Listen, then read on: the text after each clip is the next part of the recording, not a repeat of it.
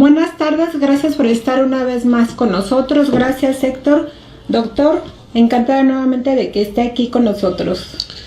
Buenas tardes, amigos, amigas, nuevamente en nuestro programa de psicoterapia transpersonal y recordando una fecha importantísima.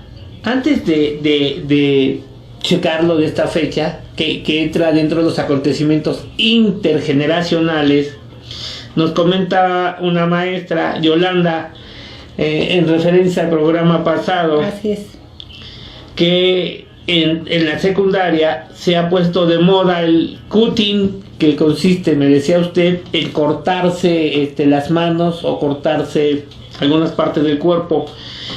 Así es, maestra, no es específicamente una moda de este momento, sino de varios momentos.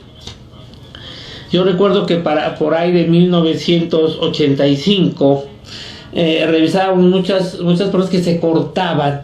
Incluso cuando hicimos el estudio, porque había la tendencia o la propuesta de que pudiese ser una conducta suicida, encontramos que no cumplía con los elementos mínimos indispensables para definirse como suicidio, pero lo que sí no dejaba de ser una autoagresión, y a veces por una especie de adicción, principalmente dada a la satisfacción que produce el dolor del corte, y se ligaba también a personas que con agujas y con algo de tinta se colocaban tatuajes totalmente personales, se pinchaban corazoncitos, letras, y que tenía el mismo sentido, en el cual por medio de esto lo que hacían era generar ese dolor, y sí encontramos que podía cumplir algunas características referentes a una adicción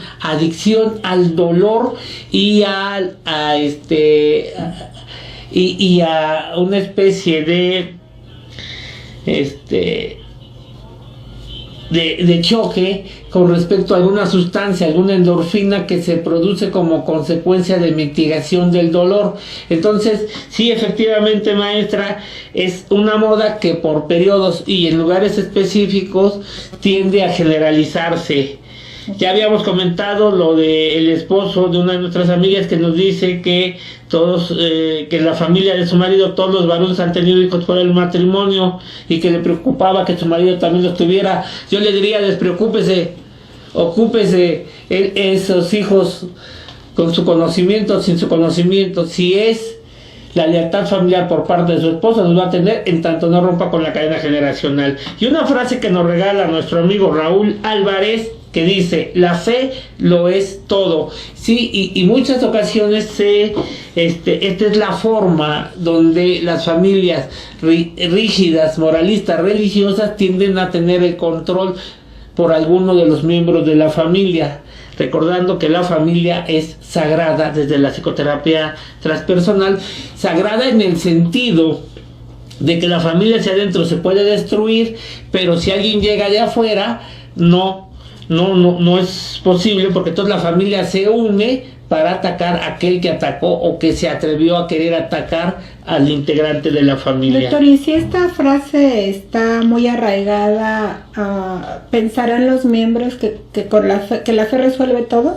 Sí, y podemos encontrar que van a seguir el mandato, la lealtad, por similitud o por oposición. Es decir, por similitudes la fe lo es todo, por oposiciones la fe no es nada, pero el referente sigue siendo la primera frase: la fe lo es todo. Pero como le decía, hoy es un día muy importante, lunes 19 de septiembre, ya que a las 7:19 se cumple 31 años de los terremotos de 1985, y he querido quitarle la palabra sismos porque es el único lugar en el mundo donde a un terremoto se le conoce como sismo. Incluso quiero decirle que esta fue una cuestión que utilizó el gobierno federal en su momento para ocultar la gravedad de la situación. Recuerde que cada vez que se analiza un acontecimiento histórico que pertenece a lo intergeneracional, es importante encontrar el contexto y las circunstancias. Y México, un año después, teníamos la cita mundialista. Entonces quiso minimizar incluso la cantidad de muertos que se dieron oficialmente no corresponden a lo que se ha dicho posteriormente. Una cuestión por la cual el gobierno mexicano, no el de aquel tiempo, sino casi todos los gobiernos mexicanos, piensan que minimizando una situación, con eso los efectos del acontecimiento se minimizan. Y lo único que provocan es realmente malestar. Yo creo que 1985 es un gran parteaguas. Y un gran parteaguas porque a partir de ese momento conocimos la unión de la sociedad civil. Así es. Y la sociedad civil vino a marcar la diferencia entre la actuación del gobierno con respecto a la atención que se necesitó en las primeras horas, los primeros días y las primeras semanas posteriores a los terremotos del 85. Sí, la sociedad civil se movió a gran escala y fue muy notorio como todas las familias de todas las edades salimos a ayudar de alguna manera. Así es. Algunos con bloques, otros con medicamentos, otros a armar comidas para llevar, ropa, colchas, en fin, todo lo que se necesitaba en aquellos momentos. Quien más rápidamente dio respuesta fue la sociedad civil. Así es. Fíjese que ahora que fuimos a apoyar a los hermanos ecuatorianos, en mayo tuvieron un terremoto, que por cierto le llamaron terremoto. Estuvimos en la ciudad de Manabí, que es una de las ciudades más afectadas por ese terremoto. Y entonces, conocimos muchas historias. Y algo muy importante es que el reconocimiento a los topos mexicanos, a aquellos hombres que apoyan y auxilian cada vez que se presenta un terremoto en cualquier parte del mundo, es más que debe ser mencionada. Tienen un reconocimiento impresionante. Nos decían que los topos mexicanos habían decidido retirarse de Manabí porque el gobierno ecuatoriano decidió ya no continuar con ninguna búsqueda y empezar a derrumbar edificaciones, cosa que era contraria a la posibilidad de todavía encontrar vida. Y sin embargo la manifestación que hacen los topos mexicanos fue decir: si ustedes no nos permiten seguir buscando, entonces nosotros nos hacemos a un lado y ustedes tomen sus decisiones. Hay cuestiones ahí importantes que se consideran, sobre todo porque el clima de Manabí es un clima cálido, tropical, y entonces la temperatura es alta. Incluso cuando nosotros estuvimos unos días posteriores, los olores fétidos por descomposición eran muy marcados.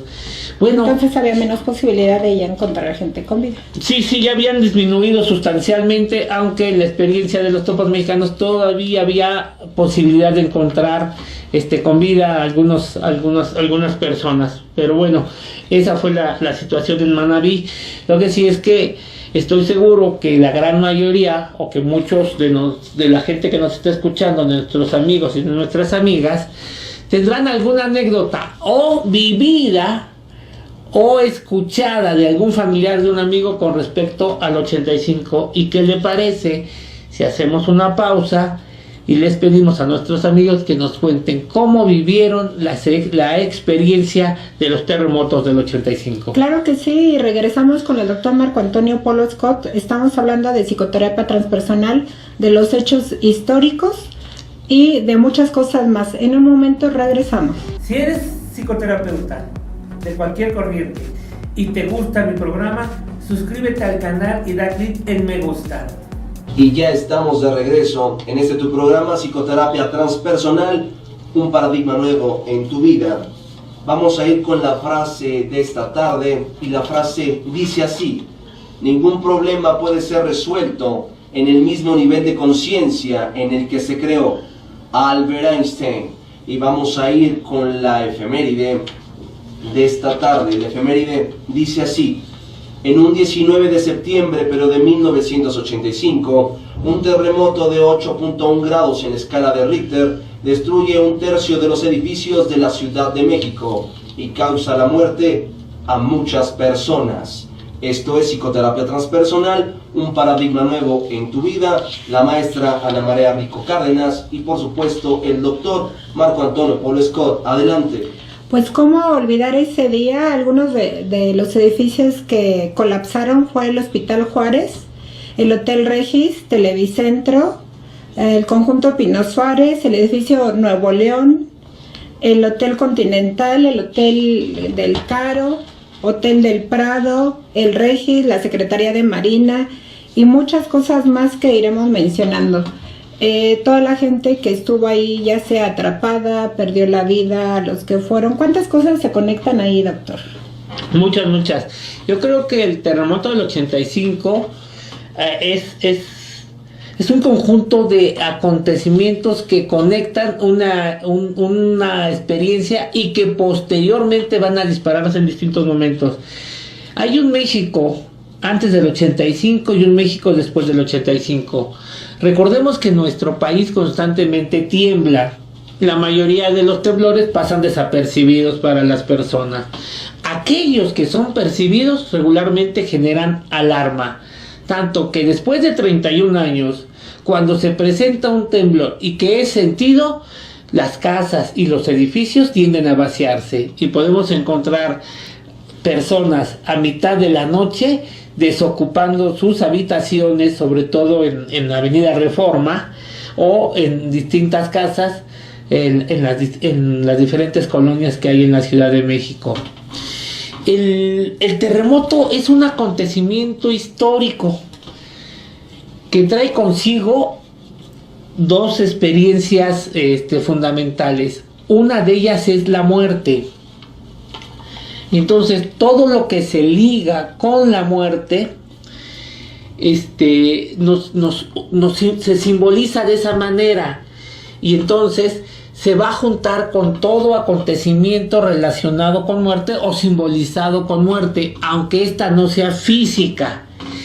Hablamos en ocasiones de la muerte física, pero dejamos a un lado los otros duelos que se pudieron haber generado, como la pérdida de la vivienda, la pérdida del centro de trabajo, la pérdida de las amistades, de algún miembro. Yo recuerdo que en ese tiempo se comentaba mucho la caída de un Conalep, con lo que trae consigo la pérdida de la escuela.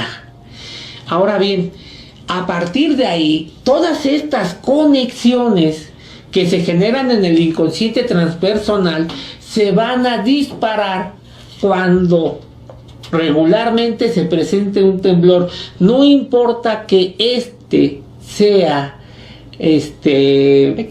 pequeño o sea simplemente sentido, con el hecho de que tiemble y se perciba, entonces toda la simbología conectada del 85 se dispara, tanto que minutos posteriores a los temblores prácticamente las líneas telefónicas se saturan, de donde la mayoría de las personas quieren saber cómo se encuentran sus seres queridos, en un sentido o en otro, y posterior a los seres queridos, cómo lo sintieron, cómo lo vivieron y si repercutió en los bienes materiales.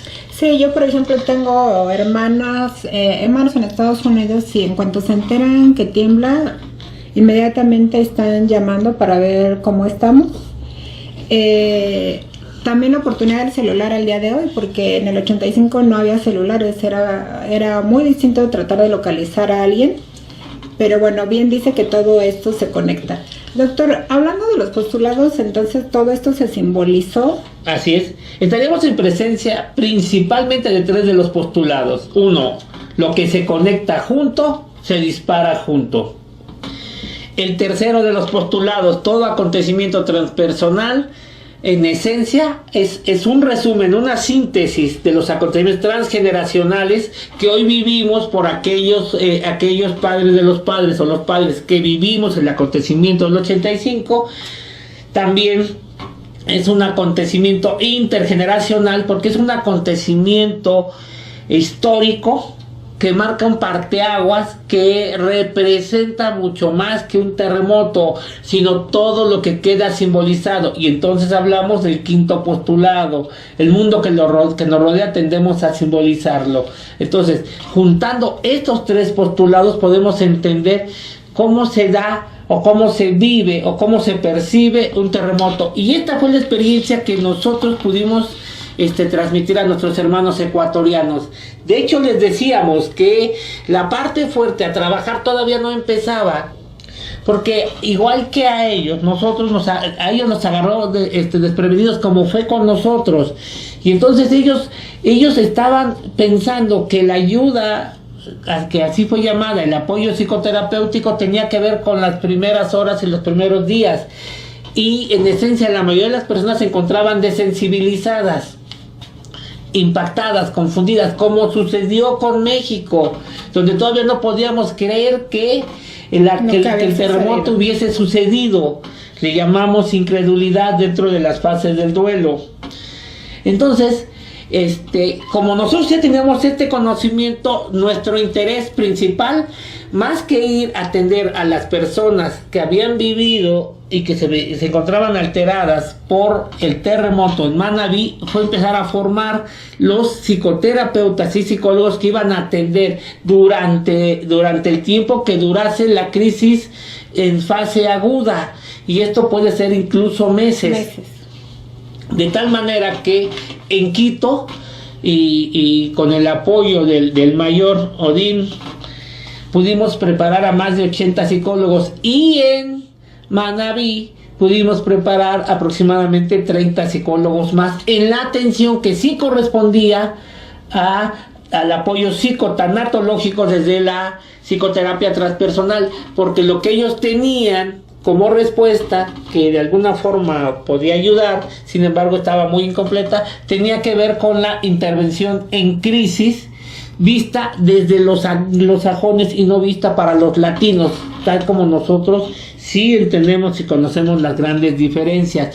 Tanto que nos decían, nos comentaban así, que en un curso breve que les habían dado de un par de horas, les habían dicho que por ningún motivo tocaran a las personas que iban a atender, y cuando les pedíamos que nos explicaran por qué no los tocaban, nos decían, pero es que es lo que nos dijeron, y les decíamos a ellos que la experiencia que nos marcaba a nosotros es que nosotros buscábamos y propiciábamos la posibilidad del contacto, y era decisión del paciente tocar o no tocar, pero que nosotros partíamos del hecho que los latinos somos mucho más de contacto que los anglosajones, que incluso, y esto pensando en un duelo que se puede vivir en la experiencia de la casa, la mayoría de las gentes lo que hacen es dar un abrazo, y la gente que se encuentra en duelo recibirla, o al revés, la persona que se encuentra en duelo se avienta para dar el abrazo y sentir el apoyo, cuestión que no es tan común en el mundo anglosajón, sobre todo en algunas ciudades o estados en los Estados Unidos. De tal manera que muchos de los mitos que ellos tenían para atender a las víctimas de los terremotos pudieron ser resueltas, y hoy sabemos, porque nos ha pedido nos pidió la Universidad de Manabí que hiciéramos un acuerdo para que la tanatología llegara a Ecuador, y en eso estamos, en preparar los planes para que tanto la maestría como el doctorado se puedan impartir en el Ecuador, apoyado por el Instituto Mexicano de Psicología. Yo creo que varios de los que nos están visualizando lo vivieron, pero si tienes poca edad, a lo mejor no. Yo te pido que te imagines que en un segundo te quedas sin casa, sin escuela, sin trabajo. Voy a mencionar algunos otros edificios que no son tan famosos, pero dice el edificio Aztlán, Mueblería Salinas y Rocha, el Hotel Romano, un edificio que estaba en Berlín, en Liverpool. Tenemos también el CONALEP que usted decía, doctor, con una guardería y oficinas de la Secretaría de Gobernación. También tenemos el Cine Roble, y en fin, un sinfín de edificios que podríamos estar mencionando que en segundos se cayeron. Y yo recuerdo bien la fábrica de costura allá por San Antonio Abad, que también se cayó, y que eso alertó porque algo que no se sabía es que ellas estaban encerradas y que la posibilidad de escapar, de salir, fue nula porque los accesos de entrada salida estaban cerrados. La cerraban al propósito, ¿verdad? Sí, se cerraba. No conozco cuál es el motivo por el cual se cerrasen. De hecho, mucho del plan de protección civil en México, mucho, nace a partir de los sismos del 85, y también nace el abuso, y eso es parte de esta esencia de la cultura. ¿Cuántas asociaciones surgieron de apoyo a damnificados? Incluso hace no mucho que hablaba con unas personas encargadas de proporcionar vivienda, me comentaban que todavía había grupos que pedían casas para damnificados, y cuando yo les pregunté, bueno, ¿y cuántas viviendas han entregado? Dice, pues por lo menos 10 veces más que las que se cayeron. Se convirtió en un gran negocio con los años, pero esto no derivado de los terremotos, sino derivado de la corrupción, la injusticia y la impunidad que por mucho tiempo ha reinado en nuestro país. Pero al mismo tiempo hablamos de la corrupción en las delegaciones políticas, donde bajo el pretexto de los planes de protección civil se hizo casi imposible para los pequeños construir, y no para los grandes. Ellos no tienen problema para seguir construyendo, pero si a alguien le interesa construir, tiene que pasar por una serie de requisitos que aún después de ellos, si usted no tiene la bendición del encargado, del responsable, entonces nos encontramos con la novedad de que no puede construir, y que entonces su obra se la suspenden o se la clausuran. Pues así es nuestro México, ojalá y esto pronto se vaya cambiando. Doctor, aquí ya tengo unas cifras, las oficiales o medio oficiales, dice entre 20,000 y 40,000 personas murieron. Los que lo vivimos sabemos que fueron más. Pero el gobierno manejó hasta 2 años posteriores 5,000. Ok, y ahorita me van a dar la fuente de todos estos datos. 30,000 estructuras resultaron dañadas. Estuvimos sin luz más de una semana. La radio fue el único mecanismo de comunicación disponible tras caerse redes telefónicas y de televisión. Y también imaginen el panorama que en pocos días había esta cifra de muertos y los llevaban a el estadio de béisbol. De béisbol, así en el Parque del Seguro Social, lo que hoy es un parque comercial, una plaza comercial. Sí, ya desapareció. Ahí se colocaron, funcionó como anfiteatro de la cantidad de cuerpos. No teníamos capacidad para hacerlo de otra manera, y entonces ahí fue donde se colocaron los cuerpos. Y bueno, fue como un anfiteatro gigante. Así es.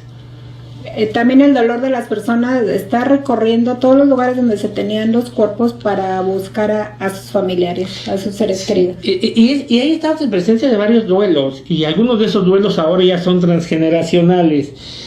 La pérdida de personas que jamás fueron localizadas, pero que no se tenía la certeza si fueron víctimas de los terremotos o qué había sucedido con ellas.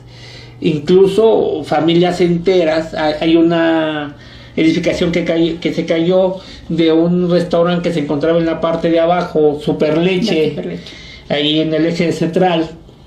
En aquel tiempo me parece que todavía se llamaba Lázaro Cárdenas, se llamaba San Juan de Letrán, no recuerdo cuándo fue el cambio. Entonces se cayó, toda una familia falleció. Recuerdo que un amigo de la familia, su hermana vivía ahí con su cuñado y sus hijos, y todos fallecieron por la hora en que se presentó el terremoto, porque a mucha gente le encuentra despertándose y a otra le encuentra en movimiento, y posiblemente si se hubiese suscitado 1 hora antes o un poco antes, la cantidad de víctimas por los lugares donde se presentó pudo haber sido menor. Sin embargo, es especular. Bueno, vamos a seguir hablando de todo lo que sucedió en ese terremoto del 85 y de psicoterapia transpersonal con el doctor, pero nos vamos a una breve pausa y continuamos. Te queremos escuchar, cuéntanos tu historia. Deja tus preguntas y aportaciones de la psicoterapia transpersonal en la caja de comentarios. Y ya estamos de regreso en tu programa Psicoterapia Transpersonal, un paradigma nuevo en tu vida. Recuerda escribir www.radioinfo.com.mx, te das ahí a la internet y automáticamente te aparece el portal para que puedas escuchar, o en YouTube para que puedas visualizarnos. Recuerda que Radio Info es del Instituto Mexicano de Psico-Oncología y los profesionales adelante. Doctor, continuamos con usted. Así es. Tenemos un comentario de Samantha. Dice: mi abuela quedó con un gran trauma hasta el día que ella falleció. Mi madre me comenta que desde el día que mi tío perdió la vida en el sismo, ella nunca lo superó, así que continuamente lo esperaba y les platicaba como si estuviera vivo. Estamos en presencia de un duelo en proceso de elaboración, pero congelado en el tiempo. Este tipo de duelos tienden a convertirse en duelos transpersonales.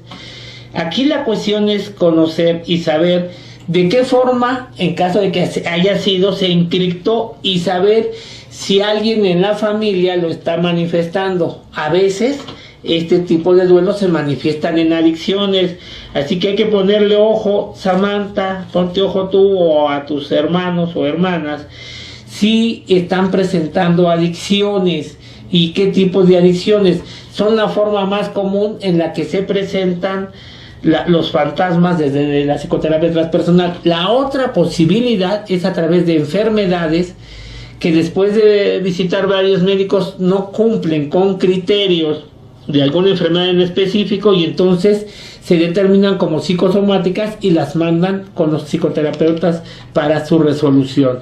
En ambos casos estaríamos en presencia de un fantasma producto de un acontecimiento que se generó en el pasado o una experiencia de los antepasados que se hace presente. Claro, que fue pasando de generación en generación. Karen Guerrero nos comenta: lo que menciona de no abrazar a la gente pasa en un pueblo de Oaxaca, donde los velorios no suelen ser emotivos. Al contrario, yo hice mi residencia en un hospital y me desorientaba a ver esta actitud. Efectivamente, hay lugares donde el contacto físico no se considera pertinente, adecuado. No está dado dentro de la cultura.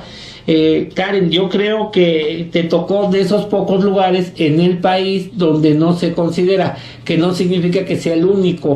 Sin embargo, la gran mayoría, el contacto entre familiares o personas cercanas es más que válido. Es incluso de mal gusto no apoyar al doliente por medio de un abrazo y de algunas palabras que muchas veces tienden a ser inadecuadas. Doctor, ahora quiero comentar dos cosas. Yo estaba estudiando en ese entonces el bachillerato. Cuando regresamos después de más de un mes o algo así, creo que fueron como 2 meses a clases, una de mis compañeras, ella vivía en la Roma, en el último piso. Entonces todo el edificio colapsó. Ellos fueron los únicos, ella y su hermana, que se salvaron. Pero después, ya que estábamos en clases, si pasaba una ambulancia, una patrulla o algo, de pronto ella caía en crisis, o sea, se ponía a llorar. Había que contenerla, varias cosas. Y yo, por ejemplo, en lo personal, yo soñé durante mucho tiempo, más de un año, que mi casa se derrumbaba. No se derrumbó afortunadamente, pero yo soñaba constantemente esto y muchas otras cosas más que le sucede a las personas. De estas cosas, por ejemplo, de esta persona que lloraba cuando oía las sirenas. O sea, ella ya estaba en clase y... Estamos en presencia del primer postulado. Lo que se conecta junto se dispara junto. En su psique, en su estructura psíquica, conectó, entre otras cosas, los sonidos de las ambulancias, que fueron muy comunes esos días, ese 19, 20, 21, 22, era muy común escuchar que la ciudad fuera recorrida por ambulancias y mucho lo que se especulaba en torno a hacia dónde iban y si traían cuerpos, porque fue mucho el impacto. Mire, como en todo acontecimiento traumático, las primeras reacciones son muy confusas, la información es muy confusa. Recordemos que en México, en el 85, la televisión no funcionó, se cayeron las antenas de Televisa, no hubo luz, y lo que venimos a escuchar en las primeras horas, o que podíamos escuchar, era la radio. Todavía por ahí existe el documental de Jacobo Zabludovsky saliendo a la calle y él empezando a dar las primeras noticias en campo, en vivo. De hecho, es memorable poner atención a la forma en que él describe lo que está viendo y lo que está sucediendo y cómo le van informando lo de los edificios que han caído y las víctimas de las personas que se encontraban dentro. Entonces la información botó tremendo. Se hablaba en ese entonces que la Ciudad de México estaba destruida y en esencia esa era la percepción de la gran mayoría de las gentes que estaban fuera, que habitábamos en la Ciudad de México y los que estaban fuera, porque veíamos el sonar de las alarmas de las patrullas, de las ambulancias, y entonces esto nos estremecía. Recuerdo que el transporte público prácticamente se paralizó y entonces fueron las personas que tenían coches, vehículos particulares, quien en apoyo solidario daban aventones para que la gente pudiera regresar a sus casas. Recordemos que el metro sufrió averías severas. Claro, las personas que las tomó por sorpresa el terremoto dentro del metro también es otra experiencia muy distinta, pero además después no servían, no servía este medio de comunicación. No había luz. Yo recuerdo que cuando se empieza a restablecer paulatinamente la luz, hacia la noche del 19 en algunos lugares empezamos a conocer las noticias, pero las noticias venían con mucha imprecisión, producto de la confusión que se había generado en las primeras horas, y entonces se hablaba de una cantidad que después supimos no correspondía a lo que en verdad se cayó. Hoy en día hablamos todavía del impacto de los terremotos del 85 y su magnitud. Sin embargo, sí se considera que la Ciudad de México, sus dimensiones, encontramos que la mayoría se centró hacia el centro de la ciudad. Es decir, estaríamos hablando de Tlatelolco, estaríamos hablando de Reforma, de Avenida Juárez, de Pino Suárez, hacia Centro Médico, el Hospital General, o sea, la zona, pudiésemos plantear como un cuadrante, lo de las costureras en San Antonio Abad. La mayor parte de la Ciudad de México no sufrió derrumbes, no se cayeron. Hubo edificios que quedaron en mal estado. En la colonia Roma así sucedió. De hecho, yo hice mi servicio social en un grupo de damnificados 19 de septiembre de la colonia Roma, donde los edificios no se cayeron, pero sí quedaron seriamente lastimados y como consecuencia ya no eran habitables. Y también de ahí fue la descentralización de los edificios de gobierno. La gran mayoría estaban aquí. Por ejemplo, el Banco de México, a partir de ahí empezó a planear irse a los estados. Varios de los edificios del Banco de México se fueron a Morelia. Lo digo también por experiencia familiar. Mi cuñado trabajaba ahí y tuvieron que cambiar. Ellos no perdieron la casa, pero al decidir esto para las oficinas de gobierno, pues tuvieron que cambiar de estado. Sí, se hizo todo un plan que, por cierto, quiero decirle que también fracasó. Y fracasó porque en México tenemos una tendencia a la centralización. Entonces pensaba que las secretarías, por ejemplo la Secretaría de Marina en su momento, se fuese hacia Veracruz por ejemplo, que varias dependencias se fueran a estados del centro de la ciudad, pero esa necesidad de centralizar y esa necesidad de estar donde está el poder hizo que la mayoría de los planes se echaron para atrás, empezaron a funcionar y posteriormente regresaron a la Ciudad de México y se volvieron a concentrar.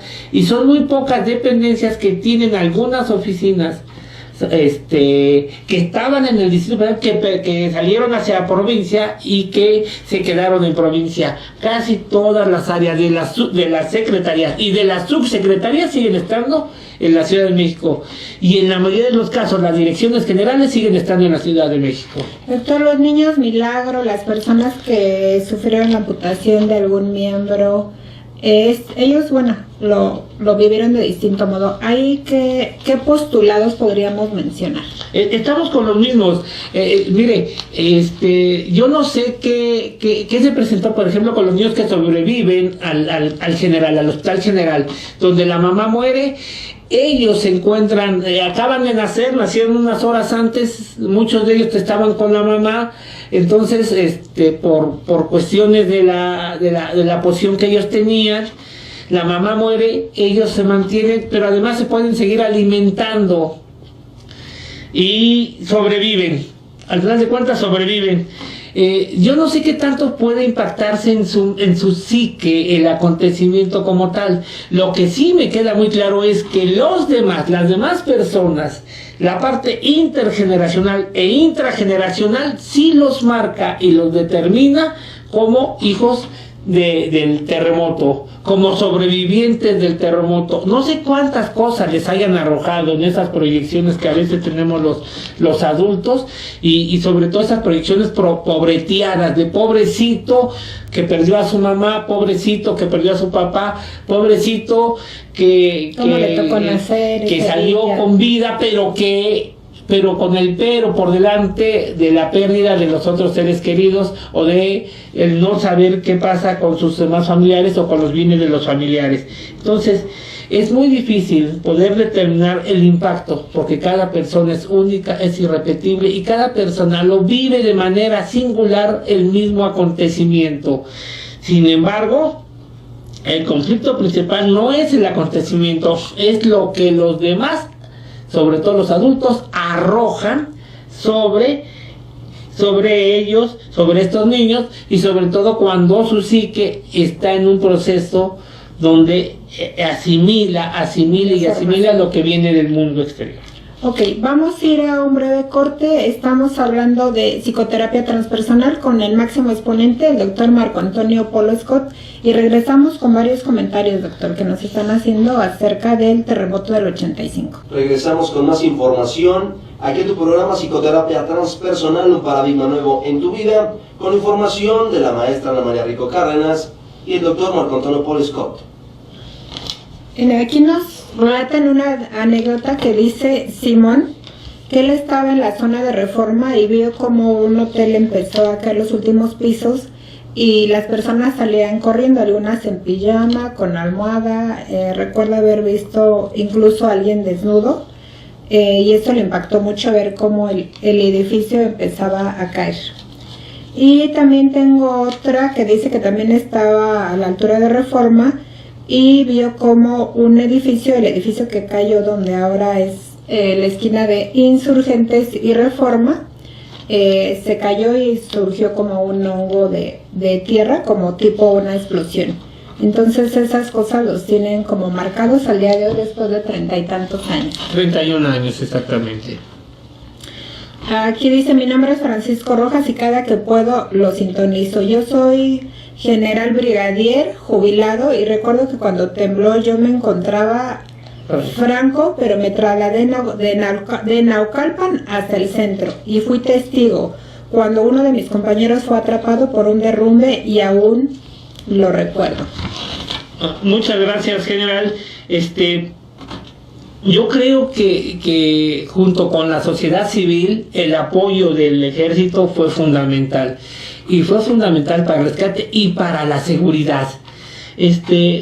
Pocas veces se habla del saqueo que hubo en esos tiempos, porque es un tema lastimoso que otros compatriotas se atrevan a estos actos de rapiña cuando está el dolor humano. Sin embargo, algo que nos permitió seguir funcionando fue la forma en que trabajó el ejército. Y efectivamente yo creo que ejército y sociedad civil hicieron una excelente mancuerna que igual se llega a dar todavía a través del tiempo, sobre todo en los planes de protección, los famosos planes de N3. Entonces, muchas gracias, general, por su comentario. Ok, pues, doctor, para todas las personas que de alguna manera todavía sienten tristeza, dolor, miedo, cuando, por ejemplo, tiembla porque tienen este recuerdo, ¿cuál empezaría a ser sus recomendaciones para todas estas personas? Bueno, lo primero es recordar, darse permiso de recordar y darse permiso de ubicar los contextos en los que se generaron. Esta es la parte tal vez que luego se complica. ¿En qué contexto se dio?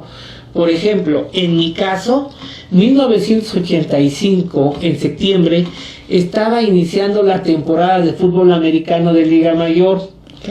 En este caso, el último año de Liga Mayor que yo pude jugar, incluso que no concluí. Y a nosotros nos tocaba entrenamiento, todos sabíamos lo que había sucedido. A media mañana yo me trasladé a la universidad. En la universidad había infinidad de dichos, la confusión de la cual le comento. Posteriormente me trasladé al casco de Santo Tomás, allá al Carrillón.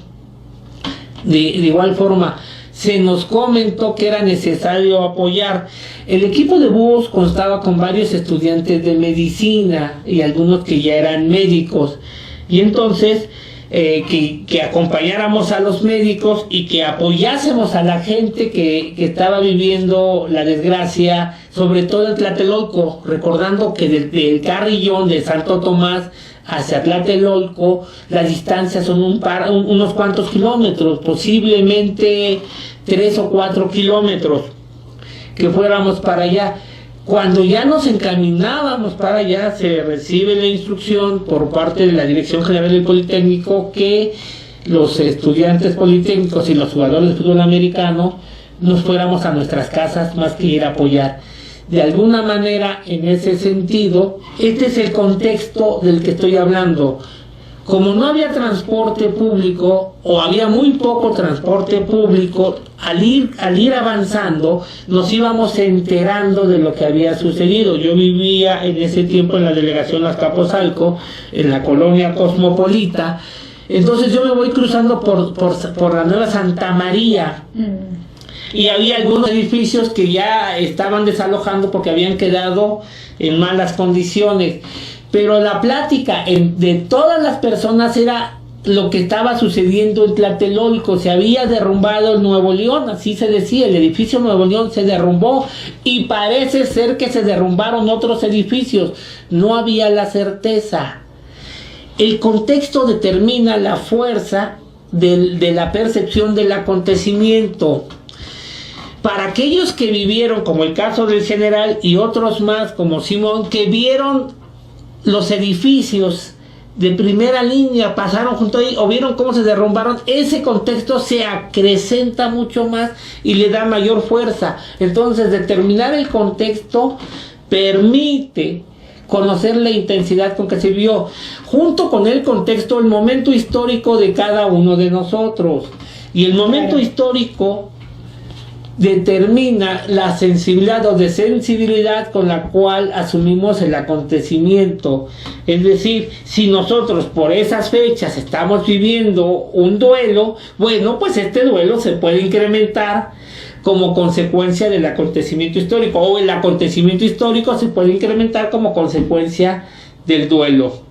Sí, o por ejemplo, a lo mejor nada más fuimos víctimas del terremoto, pero las personas que perdieron 1, 2 o 3 familiares, pues también todo esto se incrementó. Y Arturo Zamudio nos dice: soy amigo de una persona que aún no ha superado lo del sismo, ya que hasta el día de hoy cuando tiembla ella corre, llora y empieza a estremecerse. Sí, y estaríamos en presencia de una manifestación que pudiese ser, y solamente estoy especulando, Arturo, una fobia con respecto a los movimientos telúricos, es decir, a los temblores.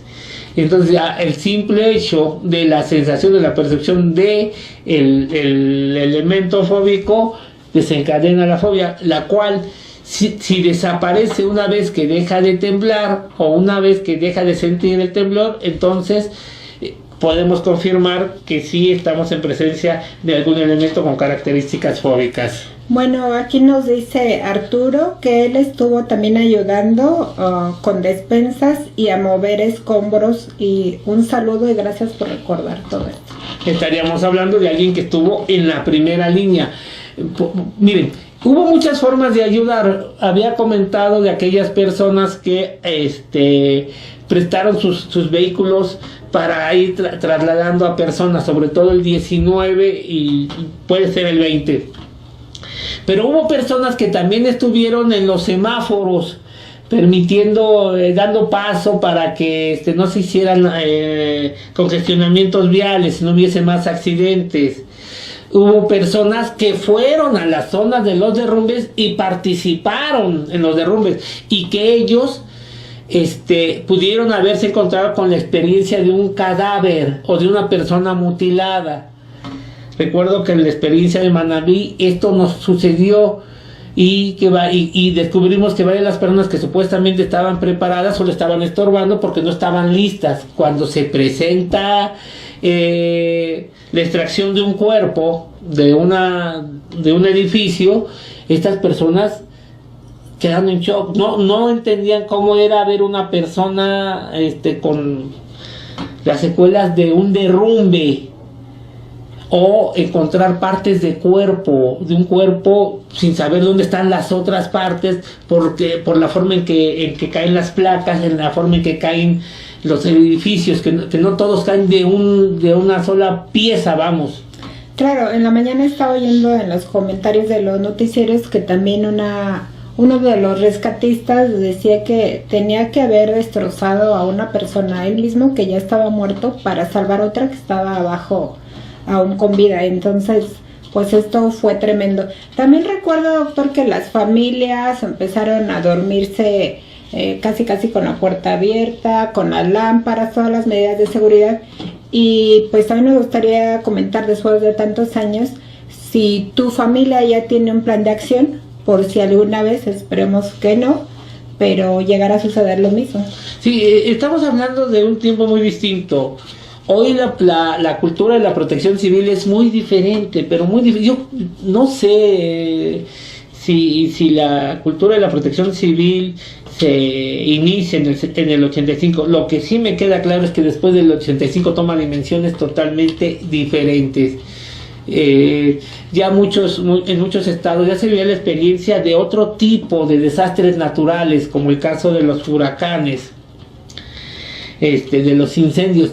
Pero como la magnitud de lo que estuvo el terremoto del 85, creo poco factible. Entonces es con el 85 donde vienen a tomarse muchas de las medidas que nosotros seguimos, para aquellos que hemos vivido aquí en la Ciudad de México.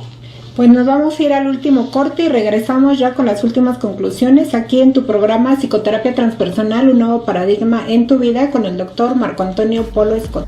Si eres psicoterapeuta de cualquier corriente y te gusta mi programa, suscríbete al canal y da clic en me gusta. Pasamos al bloque final de tu programa Psicoterapia Transpersonal, un paradigma nuevo en tu vida.